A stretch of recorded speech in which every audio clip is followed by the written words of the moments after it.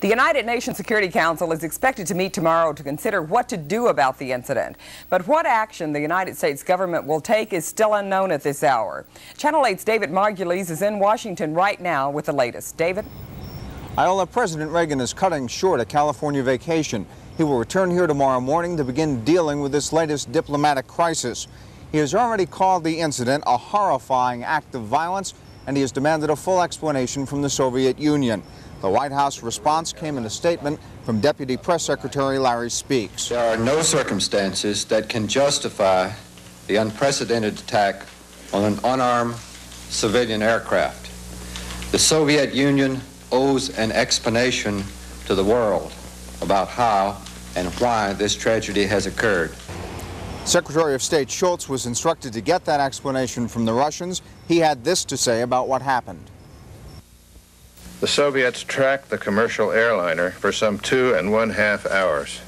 The United States reacts with revulsion to this attack. We can see no explanation whatever for shooting down an unarmed commercial airliner, no matter whether it's in your airspace or not. Soviet officials have still not admitted tonight that their jet fighters shot down the 747. In a cryptic report, the official Russian news agency TASS merely says Soviet MiGs confronted a foreign aircraft.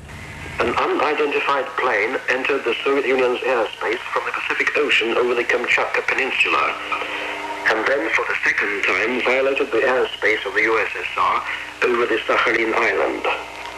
The plane flew without air navigational lights. It did not answer inquiries, nor did it enter in contact with the radio dispatcher service. The anti-aircraft fighter planes that took off to meet the intruder plane tried to help it, leading it out to a nearest airfield. However, the intruder plane did not react to the signals and warnings of the Soviet fighter planes and continued its flight towards the Sea of Japan. We should note the TASS report does not specifically deny the Russians shot down the plane either. It makes no mention of the loss of those 269 lives. A U.S. Embassy spokesman in Moscow, after hearing the TASS report, called it completely unconvincing, and he said the attack on the unarmed plane was insane and barbarous. U.S. officials can make such strong statements because they apparently watched the entire incident. They watched the plane enter Soviet airspace, they looked in on Soviet radar, they even listened to the Russian fighter pilots say he had shot down the 747. It is rare U.S. officials admit to having this kind of intelligence, and the fact they admitted it today indicates the gravity of this situation. As I said earlier, President Reagan will return here tomorrow, and we'll have complete coverage from here. This is David Margulies in Washington. John? Thank you, David. As we told you earlier,